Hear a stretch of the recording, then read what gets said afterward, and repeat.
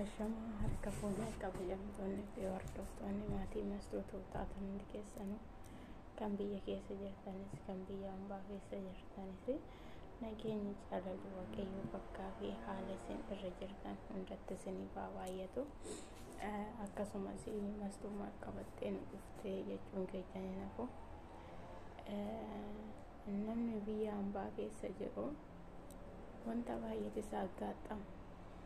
Fakkeenyaaf namoonni tokko mana hojiin itti baay'atu isaan ga'ee balaa hojii mana arabaatiin jecha sa'aatii hiriyoota ofii wajjin haasa'an yookiin sa'aatii maatii ofii wajjinis haasa'an dhabu.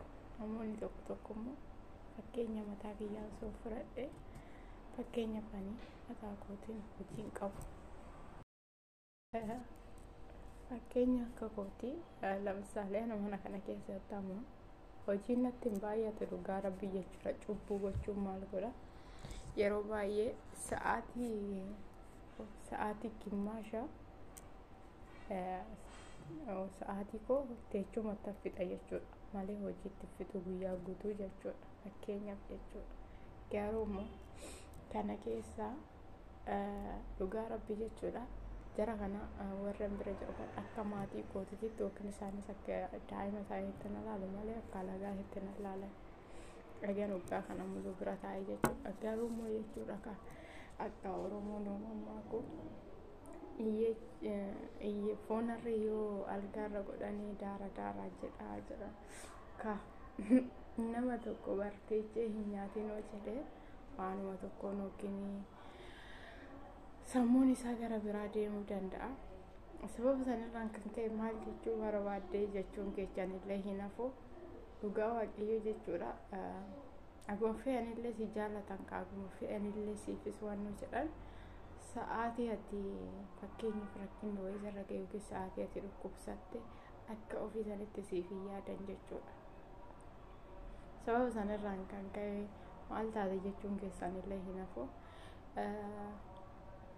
Namni kee bifa namaa yoo laalu bifti namaa bareeda, gubbaarri namaa keessa namaa garuu kan beeku abbaatu beeka. Ollaan akkam bultee beeka malee akkatti bulu abbaatu beeka jedha Oromoon. Nuti reefu ammaa sababa saniif abbaatu beeka haala ofii keessa ofii. Silazaa sababa sanirraan kan ka'e keessa koonatu beeka malee namni naaf hin beeku jechuudha. Maaliif? Dhugaa waaqa jechuudha. Naannoo ji'a lama oliiti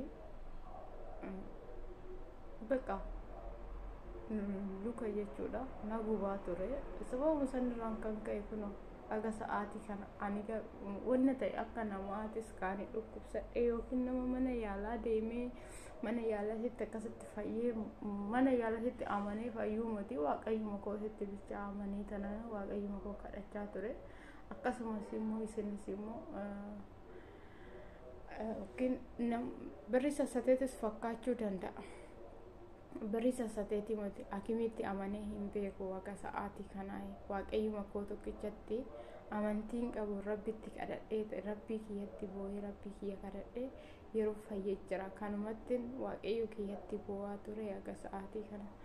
Garuu immoo sa'aatii kanatti dhugaa waaqayyo humnaa ollatti ta'e. Akkasumas namoonni baay'een viidiyoo kana yoo gallakkis namoonni dhaggeeffatanii jiru. Namoonni na beekanis namoonni qaaman na beekanis namoonni qaaman na beeknis ni jiru ta'a.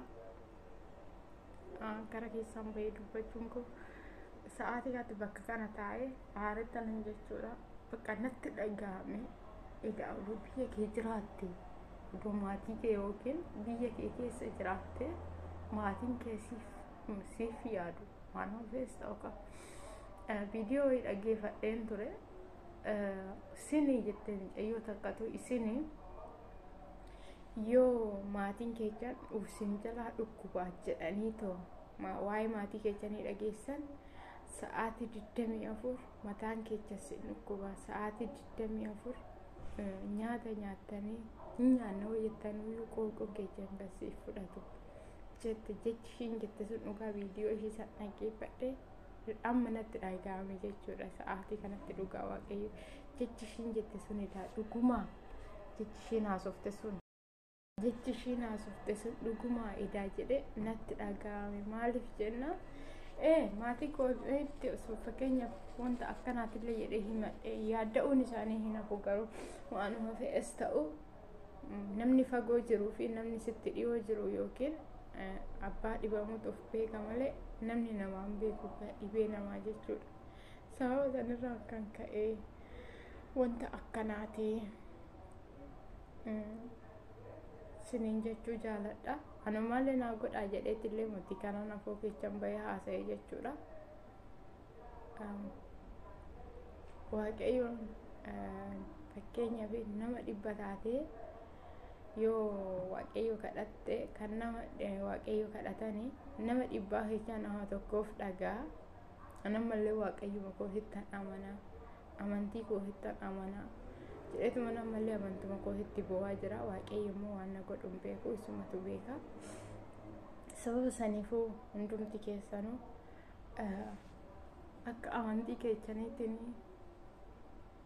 salootii naa godhaa, waaqayyo naa kadhadhaa isiniin jechumaafani. Wanta biraatillee miti, garuu dhaabbadheetis nan deema, bakka fe'es nan ga'a. Kan namni fe'e namni tokko garuu immoo keessi isaa bakka sa'aatii 24 yeruma waa'ee dhibee sanii yaadu umaalutti wanti inni ta'e tokkollee hin jiru. Amma fakkeenyaaf jarri maallaan jedhu seetan silaa lutti kee nagaa jira, lutti kee dhiita'ee hin jiru, lutti kee homaa hin taane maal ta'e jettee na dhukkuba jettaa, akkana haala akkanaati jechuudha. Silaa siin gubuu wantoota akkanaan naan jechaa jiru. Akkuma dura siniin jedhe abbaa dhibametu beeka malee namni dhibame hin beeku. Ullaan akkam bultee beeka malee akkatti bulee abbaatu beeka. Sababa saniifuu akkasi dhukkubusitu beeka malee ormi siif hin beeku. Silazaa sababa saniifuu jechuudha. Wanta biraa naa godhaa siniin jechuu fi kootii motii waaqayyo naa kadhadhaa akka amantii keessaniitiin siniin jechuumaaf malee wanta biraa naa godhaa siniin jedhee yookiin hojii na gargaara yookiin wanta akkana na gargaara siniin jechuu kootii fi mutii obboleewwan koo bakka keessa kootiitti natti dhaga'ame bakka iddoo kana taa'ee bakka gadis yaadee olis yaadee ila namni gaafa biyyaa baheedha wanta baay'eetti jijjiirama. Garuu immoo naga waggaa kana mul'u biyya ambaa keessa taa'e guyyaa gaafa takka mataa na dhukkubee hin beeku. Galata waaqayyo. Ammallee waaqayyo tokkicha bichaan qaba. Ammallee rabbii kiyyatti hin bu'a jechuudha. Rabbi waan na godhu hin beeku. Sababa saniifuu akkasumas immoo isinillee waaqayyo naaf kadhadhaa, salootii naa godhaa isiniin jechuumaafani. Ani waaqayyo kiyya tokkicha kan na uume kan na faxxare tokkicha nan qaba. Ammallee isumatti galgalas ganamas bu'aa jira. Waan na godhu kaa isatu beeka. Siniin jechuu jaaladha. Akkasumas isinis immoo akkuma amantii keessanitti salootii naaf godhaa obboleewwan koo. Dhaabbadhee deemuu dadhabeetii miti yookiin bakka garaa kiyyaa gahuu dadhabeetii miti wanta takka luka kiyyaarallee wanni takka hin jiru ofii akka abiddaa itti na gubaa kanumatti bakka natti dhaga'ame. Sababa saniifuu rakkinni kiyya kana siniin jechuu jaaladha. Namoonni baay'een wanni jalaallee dubbachuu baay'ee hin koortis kanaan jedhullee jiraachuu danda'a. Ani kooretii miti bakka namoonni gizee hunda na dhukkuba hoo jettee immoo namni itti dhaga'ama. Kanuma kana natti dhaga'ameetu manani malee wanta biraatiif fi miti wanti fuuldura keessan ba'e. Akkasumas hundumti keessanuu kan biyya keessa jirtanis kan biyya ambaa keessa jirtanis waaqayyo isin wajjin haa ta'u. Kan waaqayyo caaleen jiru waaqayyo waan hunda danda'a, waan hundaati. Waaqayyo akkanumatti hunduma keessaniif fayyaa isiniif haa kennu. Akka biyyaa baanetti waaqayyo biyya ambaahitti nu hambise. Namoonni baay'een biyya ofiitti ba'anii waa baay'ee ta'aa jiru. Namoonni baay'een biyya ofiitti ba'anii siqaayii baay'ee argaa jiru. Waaqayyo kana keessa ga'e jedheetis nu dhiise. Nama biyya keenyattis galu waaqayyo nu haa taasisu. Akkasumas ifama haasa'allee isinitti baay'isee taanaan jira.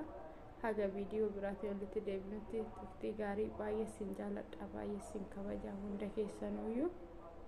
Wanta biraa siniin jechuu fi miti salootuma naa godhaa siniin jechuu kan waaqayyo naa kadhadhaa siniin jechuumaaf malee wanta biraatiif fi miti siniin jedha. Dhaabbadheen deema bakka fe'e nan ga'a. Garuu immoo kullu waanuma na gubu kana giraana gabba'eetuma malee wanta biraatii miti isiniin jechuu jaaladha.